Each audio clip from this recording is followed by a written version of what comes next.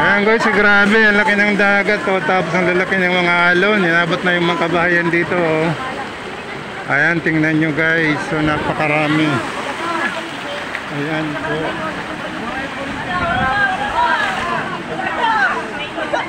Abot na yung mga dagat dito guys. Shout out.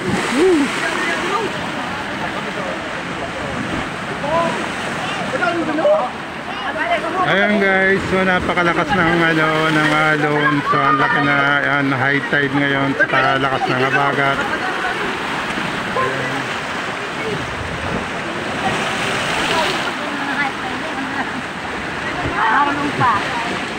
Oh, grabe guys. Ayan.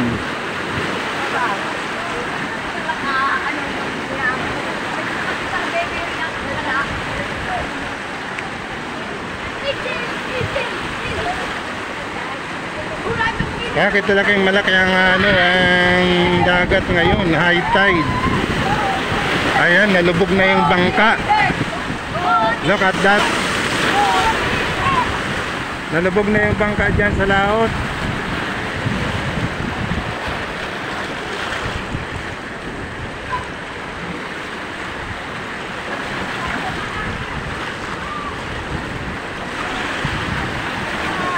Ayan.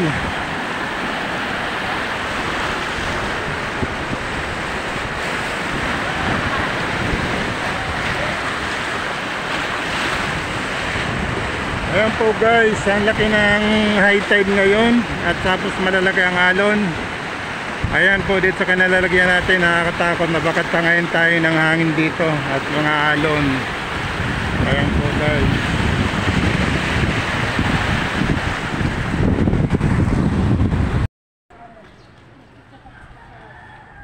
So good afternoon guys. So ito na po nangyari kanina, inabot ng tubig ba itong basketball court. Ayan po. So ngayon po ayan wala na pong dagat sa kahupa na. So punta natin yung yung dagat na humupa na rin. Ayan po guys. So ang binaa kanina.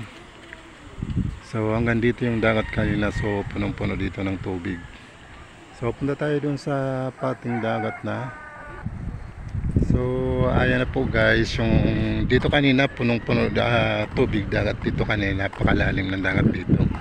Ayan itong mga tindahan dito, inabot po niya ito ng mga tubig dagat. At saka ito na po yung park dito kanina na puro dagat at alon. Ito na po siya ngayon, medyo bumaba na po yung yung dagat na dito kanina sa mga tindahan na ito guys. So ayan po yung mga tindahan na bina dito kanina. Ito na yung dagat po guys. So bumaba na siya kasi na po, palutay na po siya. Ayan siya guys.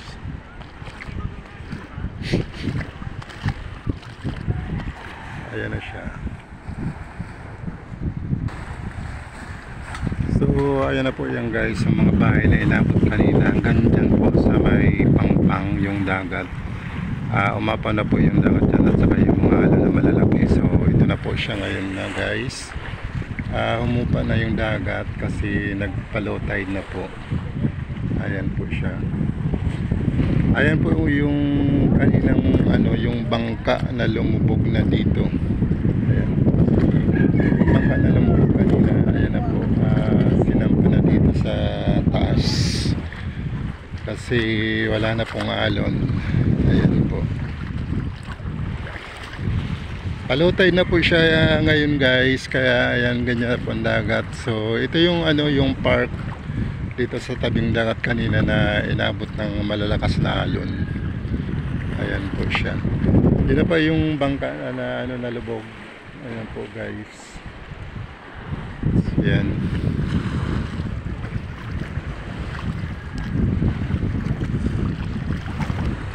Ayan, dito na tayo sa may seawall.